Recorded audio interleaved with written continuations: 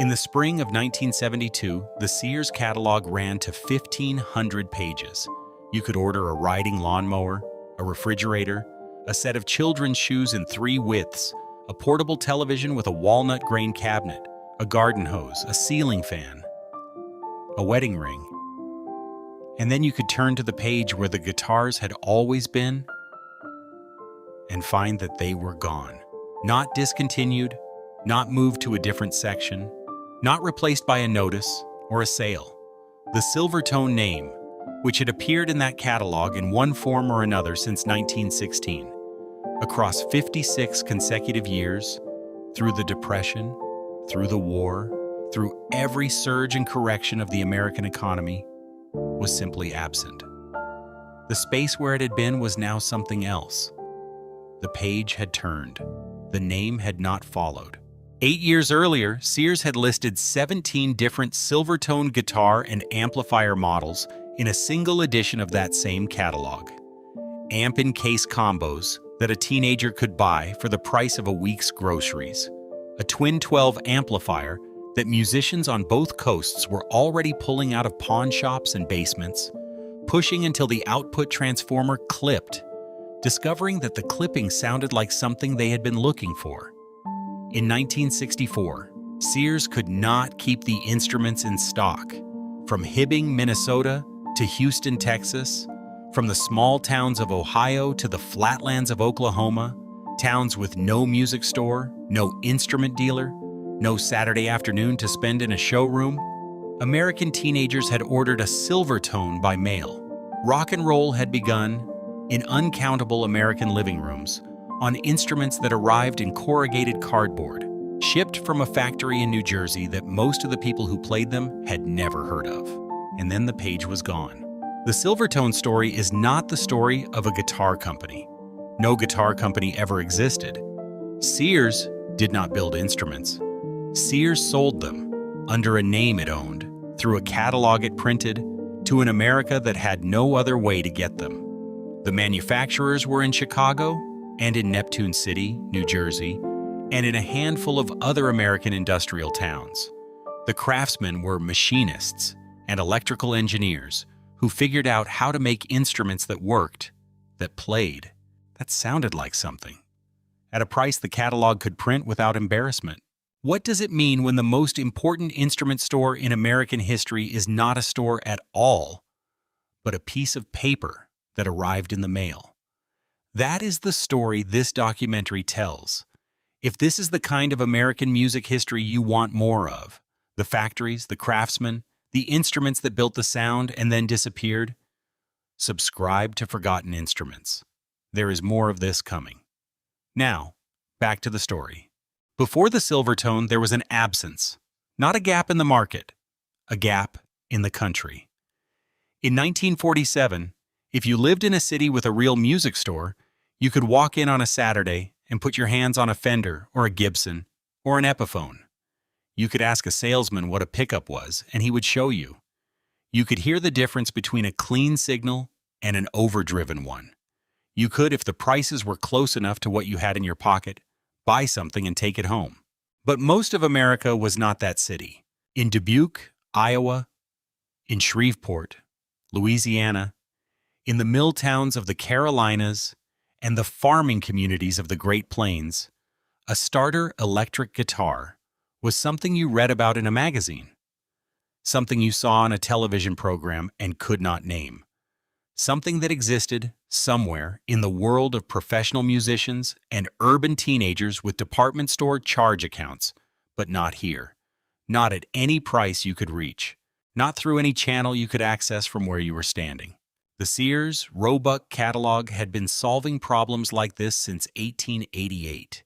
It had sold watches to people who could not get to a jeweler, tools to people who could not get to a hardware store, furniture to people who could not get to a city. By the late 1890s, it was selling guitars, cheap acoustic instruments made by the Harmony Company of Chicago, priced at $6 to $8, shipped to any address in the country. By 1916, Sears had acquired Harmony outright. That same year, it registered a new trademark for its expanding line of consumer goods, The name was Silvertone. For the first 3 decades, Silvertone meant radios and phonographs. Musical instruments were sold under a separate Sears house name, Supertone, until the early 1930s, when the Silvertone identity absorbed everything. By then, the catalog was the infrastructure of American musical access for anyone who did not live near a music store, which was most of America. But an acoustic guitar shipped through the mail was one thing. What was coming in the post-war years was something else entirely.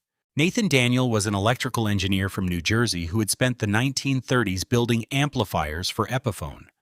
He understood tube circuits the way a carpenter understands joinery, not as abstract theory, but as physical relationships between components, relationships that could be tuned and adjusted and optimized for a specific result at a specific cost.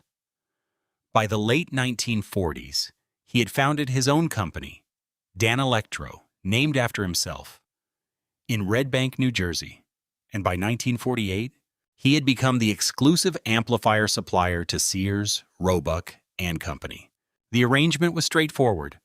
Daniel built amplifiers, Sears put the Silvertone name on them, and sold them through the catalog.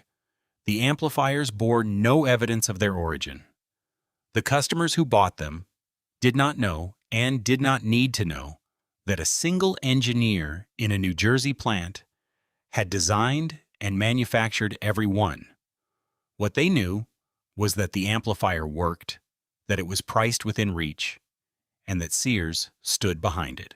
This was the Silvertone model stated plainly.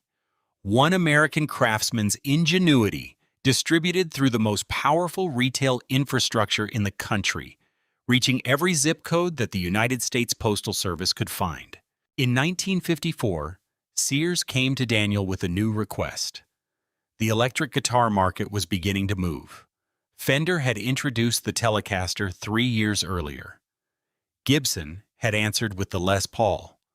The market for solid-body electric guitars was real, growing, and served almost entirely by instruments that working-class families in small American towns could not afford. Fender's Telecaster retailed for around $200.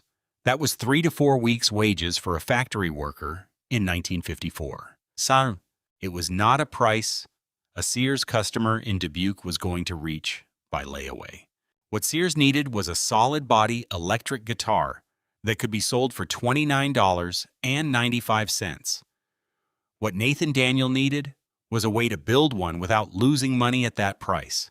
His solution was the solution of a machinist. The body faces were masonite, a hardboard composite manufactured by pressing steamed wood fibers under extreme heat and pressure into dense, smooth sheets. It was used primarily in construction and furniture. It was not a traditional lutherie material. It was cheap, it was consistent, it came in large sheets, and it could be cut and shaped with industrial tools without the variability that came with solid wood.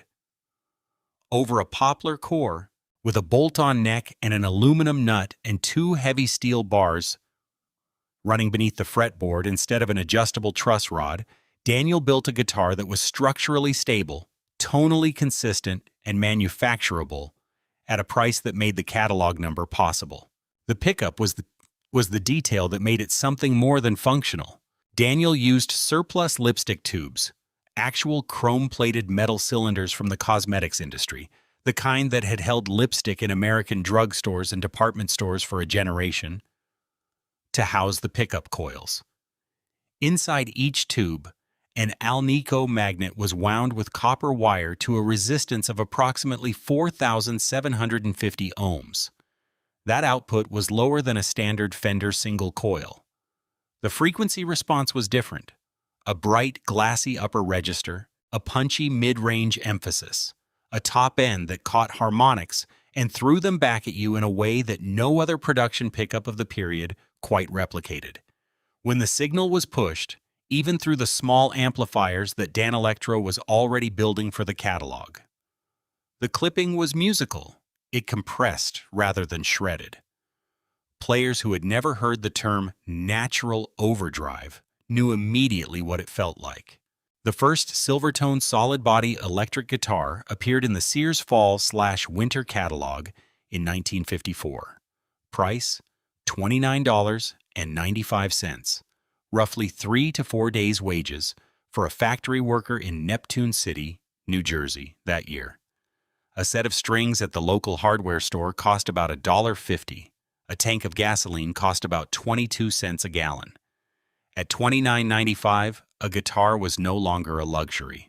It was something a family could put on layaway at $5 a month and have by Christmas. No review appeared in Downbeat. No advertisement ran in Billboard. No Manny's window on 48th Street in Manhattan displayed it under a spotlight. The Silvertone went directly from a factory floor in New Jersey to a Sears distribution center, to a mail truck, to an American living room, bypassing every node of the established instrument trade. The dealers didn't carry it. The music press didn't cover it. The professional musicians didn't endorse it. And none of that mattered, because the catalog reached every American with a mailbox. How did a factory in Neptune, New Jersey, making guitars out of masonite and old lipstick tubes, become the primary supplier of American musical ambition for a generation? The answer is in the catalog. The answer is always in the catalog. In 1958, Nathan Daniel solved a problem that nobody had formally identified. The problem was this: a beginner electric guitarist needed two things to make a sound: a guitar and an amplifier. The guitar could be bought through the Sears catalog for $29.95. The amplifier, even the smallest, cheapest amplifier available, cost another $30 or $40. For a family in a small American town putting instruments on layaway, that was two separate purchases, two separate monthly payments, two separate boxes arriving at two separate times. It was the distance between wanting to play and actually playing, measured in dollars and months. Daniel collapsed that distance into a single product. The Silvertone 1448 was a single pickup solid body guitar with a masonite and poplar body, a bolt-on poplar neck, and a single lipstick tube pickup at the bridge position. None of that was new. What was new was the case. Built into the lid of the instrument case, the lid that would normally hold nothing but air and a cleaning cloth, was a complete amplifier. 3 watts of output power, a 6-inch speaker, a single volume control, a power cord coiled beside it. When the case was closed, it looked like any other guitar case, unremarkable enough to carry onto a school bus. When the case was open, guitar on one side, amplifier on the other, it was a complete electric guitar rig. Everything a beginner needed, in one box. Shipped by Sears for $29.95. The 2-pickup version, the 1449, came with a slightly larger amplifier and a second lipstick tube pickup at the neck position. Price, in the 1963 catalog, $39.95. Pick one up and understand what Daniel had done. The guitar was light, lighter than any solid-body Fender or Gibson, because masonite weighed less than mahogany, and the body was semi-hollow beneath the faces. The neck was thin and fast, the frets level, the action playable out of the box in a way that imported budget instruments of the period frequently were not. The lipstick tube pickup at the bridge, a single coil design, wound at low output, produced a sound that occupied its own specific frequency territory. Not the full, warm mid-range of a Gibson P90, not the scooped brightness of a Fender Stratocaster single coil. Something between and beside both of those, a bright upper mid-range that cut, a low end that was present without being heavy, a top end that shimmered without shrieking. When pushed into the 3-watt amplifier in the case, the signal clipped at moderate volume into a natural compression, a controlled distortion that players of the era described as the guitar singing. It was not a defect in the circuit. It was what happened when a low-output pickup met an amplifier operating at the edge of its tolerance. And what happened was, by any reasonable measure, a sound. That sound recorded well. It cut through drums in a rehearsal room. It carried in a basement. It did exactly what a beginner's first electric guitar needed to do, which was respond to whatever the player gave it and give something back that sounded like music. In 1963, Danelectro introduced the instrument that would define the ceiling of the Silvertone line and decades later, come to define the line's entire legacy. The Silvertone 1484 Twin 12 was a piggyback amplifier, a separate head unit and speaker cabinet, the head designed to store inside the bottom of the cabinet for transport. 2 channels, tremolo, reverb, 2 12-inch Jensen C 12Q speakers, housed in a cabinet built from particle board and fiberboard and covered in textured vinyl, 2 6L 6 GC output tubes in the power stage. The Sears catalog listed the output at 60 watts, a peak-to-peak measurement, as American amplifier manufacturers routinely calculated in that era. By modern RMS standards, the actual continuous output was closer to 35 watts. Sears described it as delivering clear, mighty sound. That was not inaccurate. It was also not the whole story. The preamp tubes in the 1484 operated at lower plate voltages than the comparable Fender amplifiers of the blackface era. The Fender Pro Reverb, the Bandmaster, the Twin Reverb. Lower voltage meant the preamp drove into gentle saturation at lower signal levels. The result was a bassline tone that was browner and crunchier than a clean Fender. Not a distorted sound, but a compressed, harmonically dense sound that responded to picking dynamics in a specific way. Hit a string lightly and the amplifier cleaned up. Hit it hard and the circuit leaned into a warm, controlled breakup. The Jensen C12Q speakers, with their specific cone resonance and voice coil characteristics, contributed their own frequency coloring to the output, emphasizing the upper mid-range in a way that made single-coil guitar tones cut through a band mix without requiring the volume to be pushed past the point of comfort. The catalog price was $129.95. A comparable Fender Twin Reverb in 1963 sold for approximately $329, 2.5 times the price. The Silvertone did not do everything the Fender did. The reverb was shorter and less lush. The clean headroom was narrower. The construction was, by any honest assessment, considerably less refined. But what it did at the edge of its output, the way it broke up, the way it breathed, the way it turned a hard-picked note into something that seemed to sustain beyond what the physics of a particle board cabinet should have allowed, that was not inferior to the Fender. It was different from the Fender. And in the right hands, in the right room, it was exactly the sound that was needed. Mudiny's Mark Arm and Steve Turner found that out in Seattle in the late 1980s, pulling twin 12s from pawn shops for $20 and running them until the output transformer complained. Garage rockers and punk bands across the American Midwest had been finding it out for years before that, in basements and rehearsal rooms, not knowing the name of what they had plugged into. The American distribution breakthrough arrived on the evening of February 9, 1964. 73 million Americans watched the Beatles perform on The Ed Sullivan Show. The following morning, guitar sales across the country began to climb in a way that no single market event had produced before or has fully replicated since. Every instrument retailer in America felt it. Manny's Music on 48th Street in Manhattan felt it. Sam Ash felt it. The independent dealers in Nashville and Chicago and Los Angeles felt it.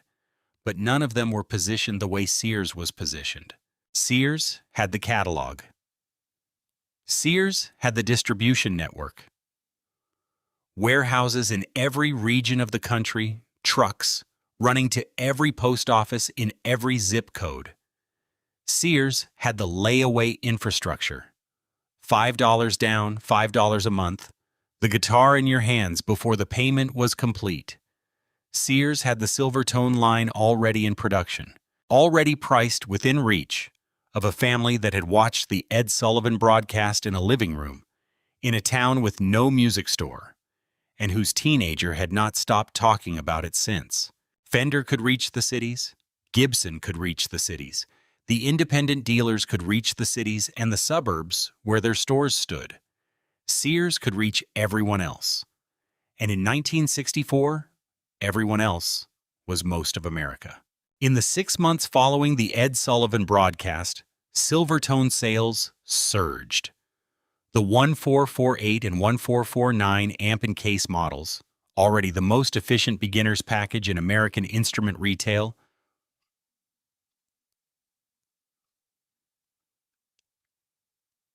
moved in quantities that strained the Neptune City plant's daily output. A full trailer truckload of guitars and amplifiers leaving the Danelectro factory every day was no longer always enough. If you could build a guitar that a factory worker's kid in Tulsa could afford, that a professional session player in Nashville would pick up without embarrassment, had you built something cheap, or had you built something American? The documented users of Danelectro-built Silvertone instruments across the breakthrough era tell a specific story. In Hibbing, Minnesota, a teenager named Robert Zimmerman had been playing a Silvertone Aristocrat 642 archtop guitar, ordered from the Sears catalog by his own account at his friend John Buckland's suggestion, at local talent shows by 1957 and 1958. That guitar is currently on display at the Hibbing Public Library. Robert Zimmerman would later be known by a different name. The Silvertone he played before he became Bob Dylan sits under glass in a Minnesota town that still carries the weight of having produced him, in a case that the catalog once delivered to a house on a street in a place where there was no music store within reasonable driving distance. That is one documented user. There were millions of others whose names are not in any archive, whose instruments are not in any library, whose first electric sound came out of a lipstick tube pickup and a 3-watt amplifier built into a guitar case. And who remember it, if they remember it at all, as the moment the distance between wanting to play and actually playing finally closed. The 1963 Sears Fall/Winter Wish Book arrived in American mailboxes in October. It was the Christmas catalog, the one that mattered most. The one that children studied the way adults studied road maps, with the same combination of longing and calculation. You knew which pages to find. The toy section first, maybe, and then the pages in the middle, the pages with the instruments. The Silvertone line occupied several of them.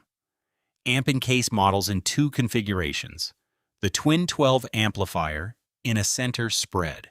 A range of hollow body and solid body electrics with model numbers instead of names. Acoustic flat tops in 3 price points. A lap steel with a carrying case. Prices from $29.95 to $129.95. Beside the instrument pages, the layaway terms. $5 down, $5 a month. The catalog arrived in October. You knew which pages to find. The guitar was in the middle. You had already decided which one. That experience, the October catalog, the guitar page, the calculation of how many months between now and Christmas, was not the experience of one American child. It was the experience of a generation. In towns without music stores, in houses where the nearest Sam Ash was a 3-hour drive and the nearest Manny's was a different world entirely, the Sears Wish Book was the instrument store. It was where you learned what a guitar cost. It was where you found out whether the distance between what it cost and what you had could be bridged by $5 a month. For millions of American families in the early 1960s, it could. And it was. Then came February 9th, 1964, and everything accelerated. The Beatles had landed at Idlewild Airport 2 days earlier. The press coverage had been extraordinary. Photographers on the tarmac, teenagers at the fence, a reception that the American music industry had not quite seen before and did not fully know how to interpret. By the time the Ed Sullivan broadcast aired that Sunday evening, the country was already primed. 73 million people watched. It was at that moment the largest television audience in American history. What those 73 million people saw was four young men from Liverpool playing electric guitars and making a noise that approximately half the audience found electrifying and the other half found alarming, which was precisely the combination that had always driven American popular music forward. The instruments they played, Rickenbackers, a Hofner bass, Vox amplifiers, were not American. That detail registered, if it registered at all, as trivia. What registered was the sound. What registered was the reaction of the studio audience. What registered in households across the country was the expression on the face of every teenager in the room. By the following morning, guitar sales had begun to climb. At Manny's on 48th Street, the phones were already ringing. At Sam Ash, the showroom traffic picked up before the week was out. At independent dealers in Nashville and Chicago and Los Angeles, the orders came in faster than the back rooms could process them. Every instrument manufacturer in the country felt the surge. Fender felt it. Gibson felt it. Kay felt it. Harmony felt it. But none of them were positioned the way Sears was positioned. Fender's guitars were in guitar stores. Gibson's guitars were in guitar stores. Kay and Harmony sold through dealers and through catalog channels, but their reach was still the reach of a manufacturer working through intermediaries. Sears had no intermediaries. Sears was the intermediary between the factory in Neptune City and the family in Tulsa, between the workshop in Chicago and the house in rural Nebraska, between the instrument and the American child who had watched Ed Sullivan and had not stopped thinking about it since. In the 6 months following the broadcast, Silvertone moved in quantities that the Neptune City plant had not been built to sustain at that pace. Danelectro was shipping more than a full trailer truckload of guitars and amplifiers every working day. The 1448 and 1449 amp and case models, the entry-level packages, the $29 and $39 instruments, sold faster than they could be restocked. The 1484 Twin 12, priced at $129.95, found its way into the hands of teenagers who had convinced their parents that this was the serious option, the one that would last, the one worth the larger monthly payment. An estimated 1 in every 3 first electric guitars purchased in America in 1964 and 1965 was bought through a mail-order catalog. The majority of those were Silvertones, the sound of American garage rock, the 3-chord clatter of 1,000 basement bands, the slightly overdriven mid-range that cut through a drum kit in a room with no acoustic treatment, the treble bite of a lipstick tube pickup pushed into a circuit operating at the edge of its design tolerance, was, in measurable and specific terms, the sound of a factory in Neptune, New Jersey, making instruments out of masonite and poplar and chrome-plated lipstick tubes for a price that the Sears catalog could print on a page beside a set of layaway terms. The Fender Stratocaster defined professional American guitar tone in the 1960s. The Silvertone defined what American guitar tone sounded like when it was being learned. The musicians who reached for Danelectro-built instruments in this era came from different places and different ambitions, but the instruments connected them to a common American starting point. Bob Dylan had already traded his Silvertone for a Martin acoustic by the time he arrived in New York in 1961. The electric guitar, as he wrote later, would have been useless for the music he intended to play. But the Silvertone Aristocrat 642 he had played at a Hibbing talent show 3 or 4 years earlier, the one his friend had suggested ordering from the Sears catalog, had been the instrument on which he first understood what an electric guitar was and what it could do. That guitar was already a museum piece before he was 30 years old.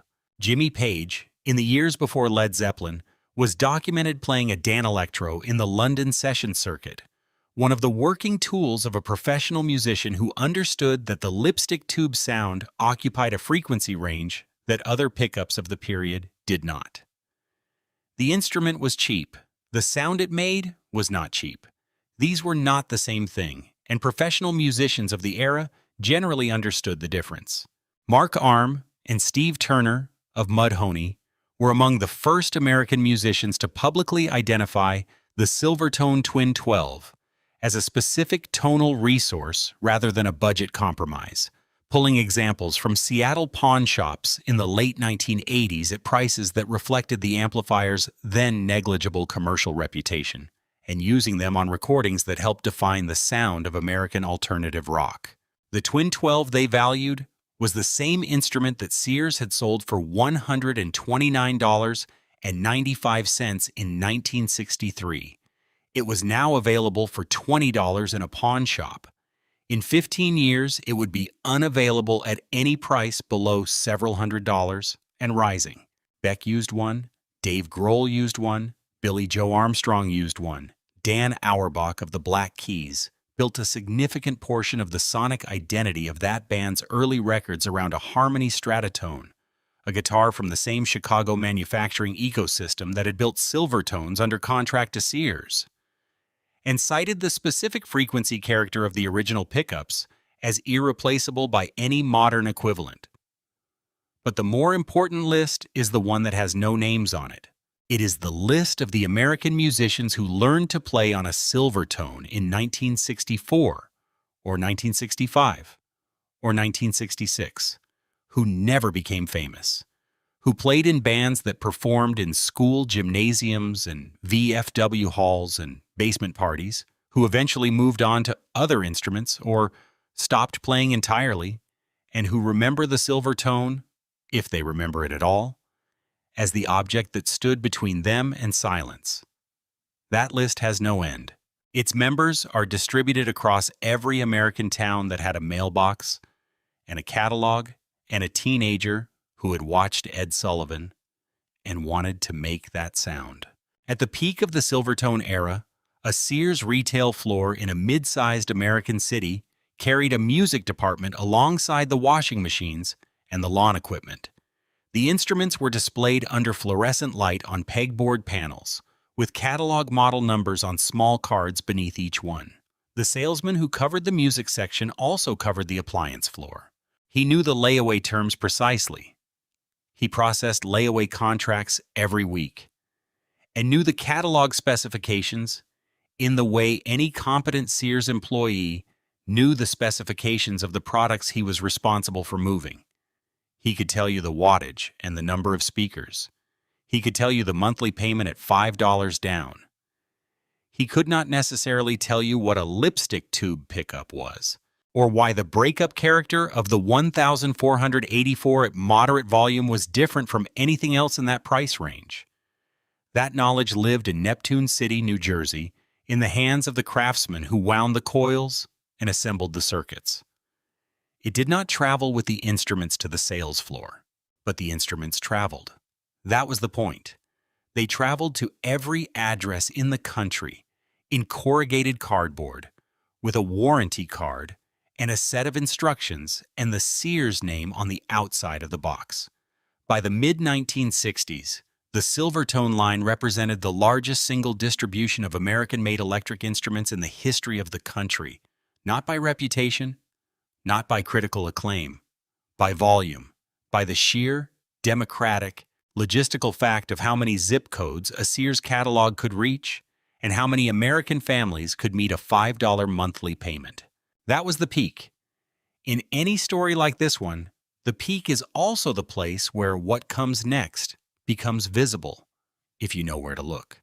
The Danelectro plant in Neptune City was shipping more than a full truckload a day. The orders from Sears were the largest single revenue line on the company's books. Approximately 85 cents of every dollar Danelectro earned came from Sears contracts. That was not a strength. That was a dependency. And in 1966, Nathan Daniel, the electrical engineer from New Jersey, who had built the lipstick tube pickup and the amp and case concept and the Twin 12, sold the company he had founded to a corporation that had never built an instrument in its life. The name of that corporation was the Music Corporation of America. And it had a plan. The Music Corporation of America was not a music company in any sense that Nathan Daniel would have recognized. MCA had begun as a talent agency in Chicago in 1924, booking bands, managing tours, collecting commissions on the careers of musicians it represented but did not make music with. By the 1950s, it had expanded into television production, film distribution, and eventually recorded music. It was one of the most powerful entertainment conglomerates in the country. It understood the music business the way a bank understands agriculture, as a set of financial relationships, revenue streams, and contractual positions, with the actual growing of things happening somewhere else, by someone else, in conditions the bank monitored from a distance. In 1966, MCA paid Nathan Daniel an undisclosed sum for the Danelectro Company. Daniel remained as president. He retained rights to his original guitar designs.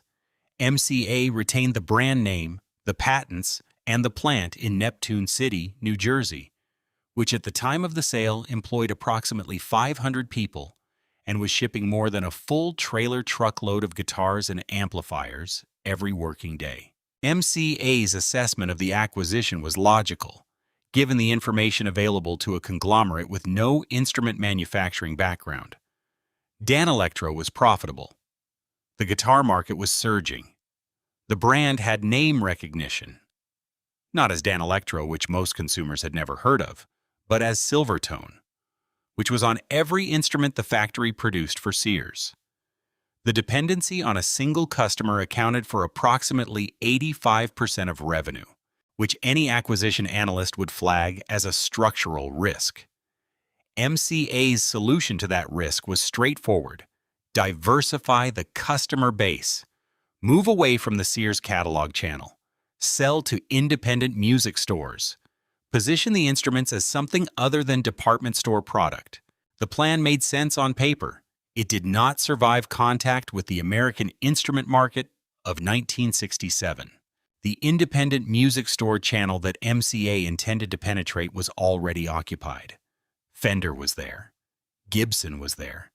The first wave of Japanese imports, Tasco-built instruments, arriving through Montgomery Ward and other catalog distributors, Ibanez copies of American designs entering through independent importers, was already undercutting the lower end of the market. A rebranded Danelectro instrument, stripped of the Silvertone identity that had given it its only real market recognition, positioned at a price point above the Japanese imports but below the established American brands, had no natural constituency in the independent store channel. Why? MCA launched the Coral line in 1967, a new brand intended to carry the Danelectro instruments into the prestige market. The Coral guitars were positioned differently from the Silvertone line: higher retail prices, more elaborate designs, a signature model built around an electric sitar developed with New York session guitarist Vinnie Bell that briefly attracted attention in the psychedelic music press. The electric sitar was genuinely innovative. It was also a novelty, and the novelty market was not large enough to sustain a factory that had been built to serve the Sears catalog at volume. Simultaneously, MCA's pivot away from the Sears relationship was already damaging the revenue base that had made the Neptune City operation viable. The 1966 Danelectro/Silvertone catalog had begun the transition. The classic Masonite amp and case models, the 1448 and 1447, were retired in favor of offset solid-body designs in selected hardwood. The change was presented as an upgrade. Players who had come to the Danelectro sound for the specific tonal character of the Masonite construction and the lipstick tube pickup in a semi-hollow body heard something different. The Sears orders, which had sustained the plant through the Beatles surge and the garage band wave, were declining. By 1969, the Neptune City plant was closed. 500 workers. The tooling sold. The lipstick tube pickup production ended. Nathan Daniel, who had retained rights to his original designs, eventually sold remaining Danelectro parts through Ampeg, a brief postscript to a manufacturing story that had lasted 22 years and put instruments into the hands of more American beginners than any other single factory in the country's history. There was no press release. There was a short notice in the trade press. The music industry moved on. With Danelectro gone, the Silvertone line contracted to what Harmony in Chicago and a shrinking pool of other suppliers could produce. Harmony had been building guitars for Sears since the 1890s, longer than any other manufacturer, longer even than the Silvertone name itself.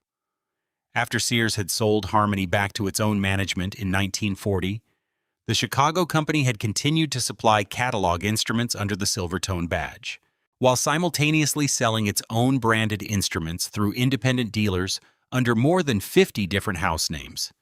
At its peak in the mid-1960s, Harmony was producing approximately 1 million instruments per year, more guitars by volume than any other manufacturer in American history. The factory on Washtenaw Avenue in Chicago was the largest stringed instrument facility the country had ever seen. But the guitar boom that had driven those numbers was already cooling by 1967. The surge that followed the Ed Sullivan broadcast had peaked. The market was correcting toward the normal distribution of a mature consumer category. Professional musicians buying professional instruments, serious amateurs buying mid-range instruments, and the beginner segment fragmenting between domestic and imported options. In that fragmented market, the imported options were getting better, fast. The Silvertone catalog pages for 1970 and 1971 told the story incrementally. In 1970, the line was reduced. The amplifier models that had defined the brand's peak, the Twin 12, the larger Danelectro-built heads, were gone, discontinued with the Neptune City plant. What remained was a reduced selection of acoustic and semi-acoustic guitars, some still built domestically by Harmony, some now sourced from Japanese manufacturers, including Teisco. By 1971, the catalog's guitar pages showed made-in-Japan acoustic instruments, alongside the remaining American-built models. The ratio was changing. The Japanese instruments were cheaper to produce. The quality gap that had once made domestic sourcing the obvious choice was narrowing with each model year. When a purchasing department at a conglomerate in Los Angeles decides to stop buying guitars from a factory in New Jersey, who counts the cost? Not the catalog buyer, not the Sears board. The cost was counted on the factory floor in Neptune City, on the production line in Washtenaw Avenue, by the craftsmen who had learned to wind lipstick tube pickups and fit masonite faces and set up instruments at a price that the American working class could reach by mail. That knowledge did not transfer to a factory in Nagoya or Seoul. It was not designed to transfer. It was simply no longer needed. In the spring 1972 Sears catalog, the Silvertone name did not appear. Not discontinued, not moved, not replaced by a notice or an explanation. After 56 consecutive years, through the Depression and the war and the Ed Sullivan surge and the garage band wave and the slow retreat of the late 1960s, the name was absent. Sears continued to sell guitars in 1972 and beyond, under its own SR branding, sourced from domestic and imported manufacturers. But the Silvertone identity, the brand that had put instruments into the hands of more American beginners than any other name in the history of the catalog, was gone. No internal Sears document that has entered the public record explains the decision. The catalog itself is the only evidence. In 1971, 2 Japanese acoustic guitars appeared alongside 2 American-built models on the Silvertone pages. In 1972, the Silvertone name was not on any page. Harmony kept building through 1972 and into 1973, still fulfilling what Sears contracts remained, still producing instruments under its own name for independent dealers. But the orders were shrinking.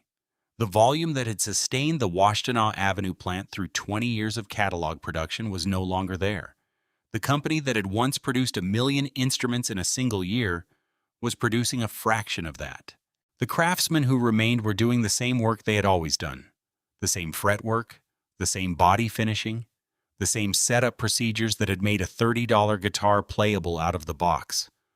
But the market for that work, at the price point that had always defined it, had moved to Japan. In 1975, Harmony held a public auction. The machinery went on the block.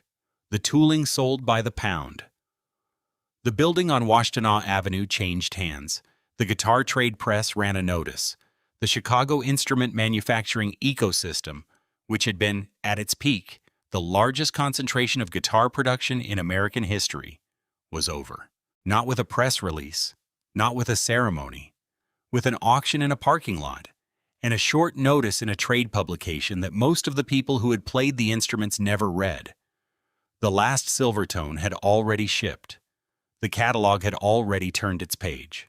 The sound was still out there in 10 million American living rooms, in the hands of players who had learned on it and moved on, and in the hands of a smaller number who had never moved on at all, who still had the instrument they had ordered from the catalog in 1963 or 1964 or 1965, still in the original case, still playable, still making the specific sound that no other instrument at any price had quite managed to replicate. That sound was not in the catalog anymore. But it had not gone anywhere. In 2001, a South Korean company called Samick Music Corporation purchased the Silvertone trademark from Sears. The price was not disclosed. What Samick acquired was a name, a brand identity with measurable recognition among American consumers of a certain age, and growing recognition among younger musicians who had been discovering the original instruments in pawn shops and estate sales for the better part of a decade. What Samick did not acquire was a factory in Neptune City, New Jersey. There was no factory in Neptune City.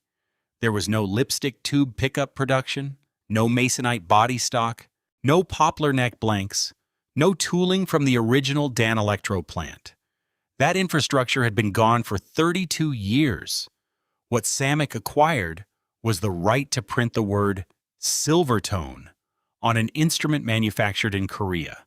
In 2013, Samick released the Silvertone Classic Series, reissues of 4 original models. The 1303/U2, originally built by Danelectro. The 1478, originally built by Harmony. The 1449 amp and case, originally built by Danelectro in Neptune City.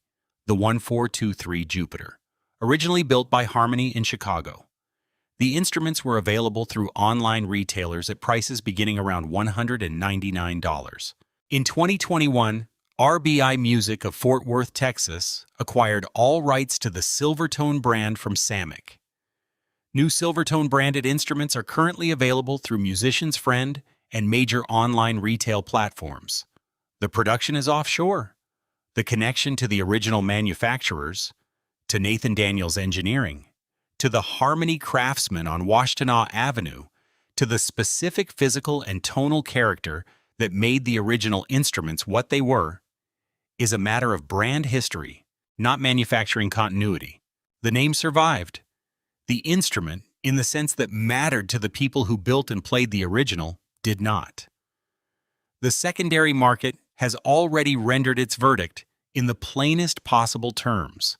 A 1963 or 1964 Danelectro-built Silvertone 1448 amp in case, the single pickup guitar with the 3-watt amplifier in the lid, the instrument that once sold for $29.95 through the Sears catalog, currently lists on Reverb.com in working condition at between $300 and $600, depending on the cosmetic state of the masonite body and whether the original amplifier components are intact. Adjusted for inflation, that original $29.95 price would be approximately $300 today. The vintage instrument sells for what the new one cost in real terms. The new reissue sells for $199. The market has made its assessment of which instrument is worth more.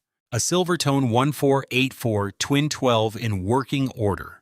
The piggyback amplifier with the 2 Jensen C12Q speakers, introduced in 1963 at $129.95, currently sells at between $800 and $1,200 for a clean, functioning example. Premium examples with both original Jensen speakers intact and unmodified circuitry have sold at specialist auction for considerably more. The amplifier that Sears once advertised as an affordable beginner's rig is now a sought-after studio tool, rented by session players in Nashville and Los Angeles who need its specific breakup characteristic for specific recordings and cannot replicate it with any modern equivalent. The collector community has built its own infrastructure around these instruments.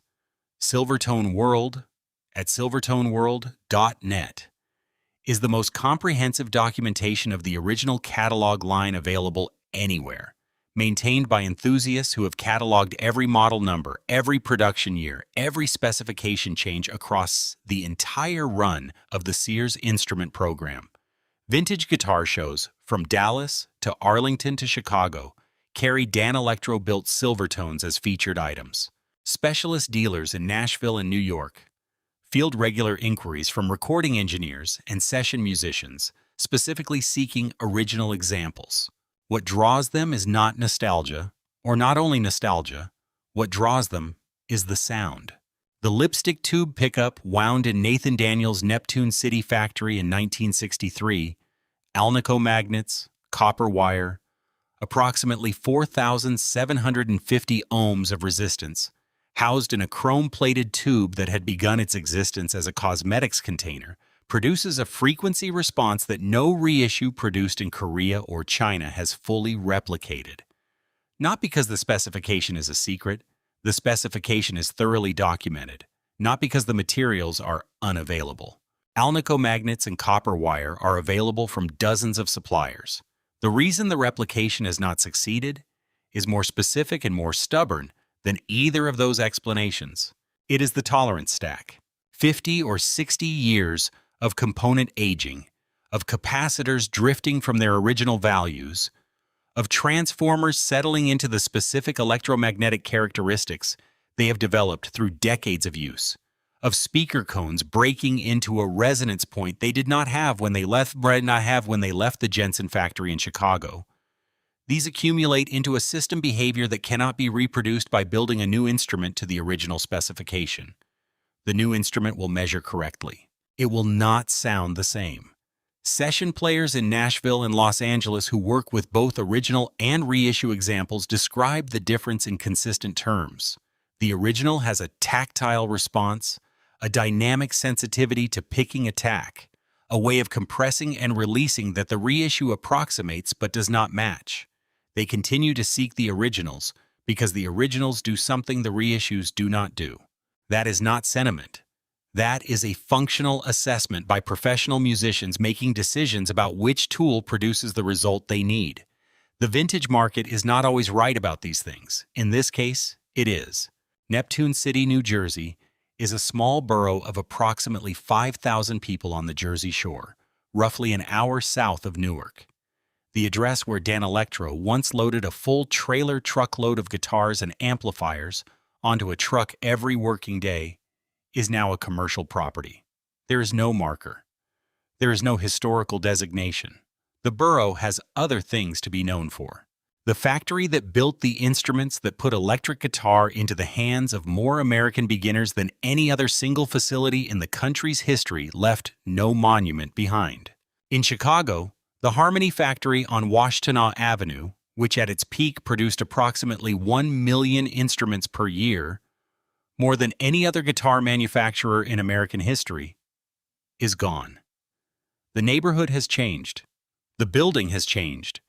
The craftsmen who worked the production line, who fit the frets and finished the bodies and set up the instruments that went into Sears catalogs across 3 decades, are mostly gone too.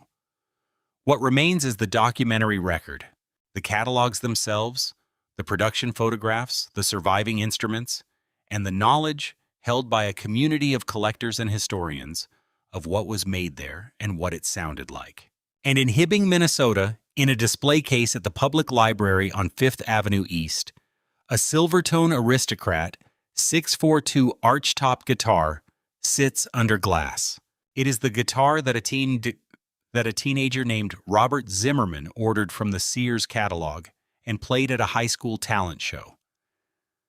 In a town with no music store, at some point in the late 1950s. The catalog that delivered it is long gone. The Sears store that processed the layaway has been through several other incarnations since. The teenager became Bob Dylan, won the Nobel Prize for Literature in 2016, and has not lived in Hibbing for more than 60 years. The guitar is still there. There is one more detail worth holding. In the late 1990s, Jack White was playing in the early formations of what would become the White Stripes in Detroit. He had a Silvertone amplifier, a 50-watt model, the 1484 Twin 12, pulled from wherever such things were still findable at the time. He used it on the earliest White Stripes recordings. He liked what it did, but it had no reverb. He was running it alongside a Fender Twin reverb to get the crunch from the Silvertone and the reverb from the Fender. A Detroit musician named Danny Croha mentioned to him in passing that there might be a 100-watt Silvertone amplifier, a larger head, reverb built in, everything he needed in a single unit. White had never seen one. He could find no photograph, no catalog listing, no documentation of any kind. He could find no one who had actually held one in their hands. The consensus of opinion among people who knew the Silvertone line was uncertain. Maybe it existed, maybe it didn't. Maybe someone had seen one once and misremembered the details. Jack White looked for 8 years. He searched music stores, pawn shops, classified listings, vintage dealer inventories. He asked everyone he knew who knew anything about vintage gear. For 8 years, he found nothing, no photograph, no catalog page, no confirmed sighting, and then he walked into a shop, and it was there. "It's actually real," he said. He bought it immediately. The Sears catalog had stopped printing the Silvertone name in 1972. The factory that built the amplifier had been closed since 1969. The infrastructure that had made those instruments available to anyone with a mailbox and a layaway account was gone. But the amplifier itself, the physical object, the specific circuit, the particular transformer, and the particular tubes, and the particular cabinet resonance, had persisted. It had moved through hands, through decades, through the drift of the American secondhand market, and it had ended up in a shop where a musician who had been looking for it for 8 years finally found it. Is a name a legacy? Or is a legacy the sound, the specific, physical, irreplaceable sound that the name once stood for? What the Silvertone story reveals about America is not simply that we abandoned our instrument makers, though we did. It is that the system which made those instruments available to everyone, which put an electric guitar into the hands of a kid in Hibbing, Minnesota, and a kid in Tulsa, Oklahoma, and a kid in a mill town in North Carolina who had no other way to reach one, depended entirely on a purchasing decision made in a catalog department whose name no one has ever recorded and whose deliberations left no public document behind. Sears built no instruments. Sears discontinued no instruments. Sears simply stopped ordering them. And when Sears stopped ordering, the factories that had existed to fill those orders had nowhere else to go at that volume, at that price, through that channel. The infrastructure of American musical democracy. The catalog, the layaway plan, the corrugated cardboard box arriving 6 weeks before Christmas was not destroyed. It was abandoned. Quietly, without announcement, the way a page turns. In a back room of a guitar shop somewhere in the American Midwest, a 1963 Silvertone 1484 is still plugged into the wall. The Jensen C12Q speakers have been breaking in for 60 years. The output transformer has settled into a specific electromagnetic character it did not have when it left Neptune City. The preamp tubes are operating at the lower plate voltages that Nathan Daniel specified, producing the browner, crunchier bassline tone that no Fender of the period quite matched and that no reissue has fully replicated since. When someone turns the volume past the halfway point, the circuit leans into a warm, controlled breakup. The same breakup that a teenager in a basement in 1964 discovered by accident, pushing the amp to hear himself over the drums, and that Jack White spent 8 years tracking down because it was the sound he needed, and there was no substitute for it. The Masonite and the Poplar. the chrome-plated lipstick tubes, the Jensen speakers and the poplar neck, and the corrugated cardboard it all arrived in, shipped from a factory in New Jersey to a house in a town with no music store, for the price of a month of $5 payments. The catalog is gone. The factory is gone. The name on the instrument is now printed in Korea. The sound is still here. See you in the next one.